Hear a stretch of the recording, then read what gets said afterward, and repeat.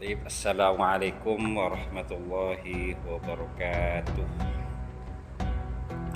Alhamdulillahirabbil alamin. Wassalatu wassalamu ala asyrafil anbiya'i wal mursalin wa ala alihi wa sahbihi ajmain, amma ba'du. Rabbi syrah li sadri wa yassir li amri wahlul 'uqdatam min lisani yafqahu qawli. Amin ya rabbal alamin. Hadirin yang dirahmati oleh Allah, pertama marilah kita panjatkan puja dan puji syukur kita kehadirat Allah Subhanahu wa ta'ala, yang mana dengan rahmat dan ma'unanya lah kita diberi kesehatan sehingga kita bisa melaksanakan ibadah puasa pada tahun ini, dengan harapan mudah-mudahan semua amal ibadah kita diterima oleh Allah Subhanahu wa ta'ala. Amin ya rabbal alamin.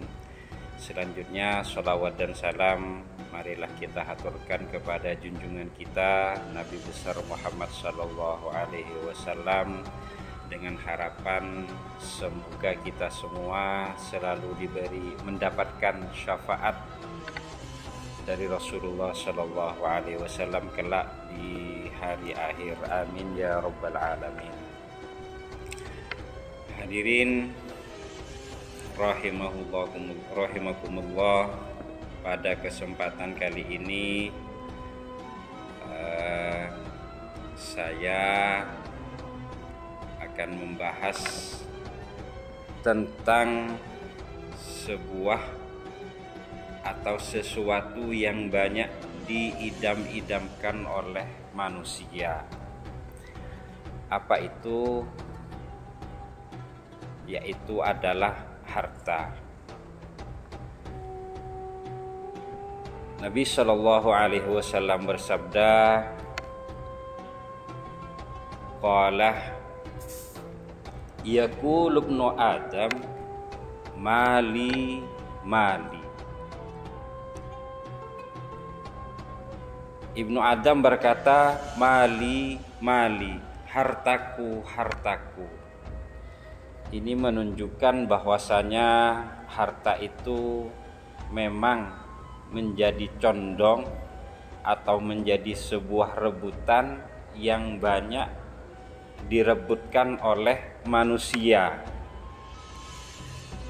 Di dalam bahasa Arab, mali itu malun atau disebut dengan malah yamiluh.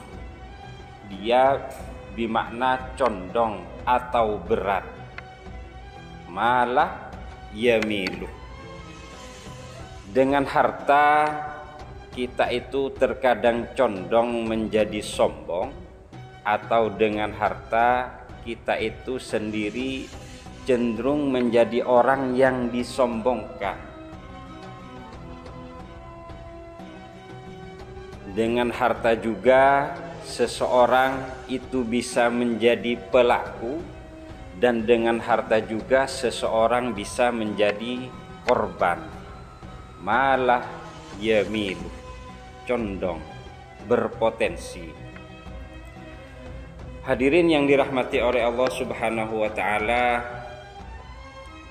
pernah suatu saat ada 3 pengembara. Setelah perjalanan jauh, mereka akhirnya menemukan sebuah emas. Lalu dibawalah emas itu untuk kembali ke rumahnya. Suatu saat ketika sudah jauh di perjalanan, akhirnya 3 pengembara di sini berhenti karena merasa capek dan lapar. Kemudian satu pemuda itu pergi mencari makanan, dan 2 yang lain itu duduk di tempat untuk menjaga emas yang mereka temukan. Lalu kemudian satu pemuda ini berkata dalam hatinya, bagaimana kalau emas itu aku sendirikan dengan cara meracunnya. Akhirnya satu pemuda di sini membeli nasi, kemudian dia juga membeli racun untuk meracun dua temannya. Dan dua temannya pun juga ada kecondongan karena sebuah harta malun. Dua pemuda di sini berdiskusi antara satu sama yang lain. Dia mengatakan, bagaimana kalau harta atau emas ini kita bagi dua dengan membunuh teman kita si A. Akhirnya sepakatlah dua orang ini untuk membunuh temannya tadi atau temannya yang membeli nasi tadi, dan temannya yang satu itu sendiri membeli nasi, dia juga berniat untuk membunuh kedua temannya.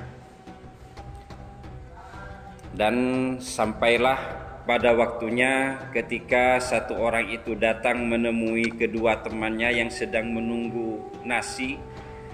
Kemudian temannya memberikan nasi itu kepada dua temannya, kemudian dia dimakan, akhirnya meninggallah.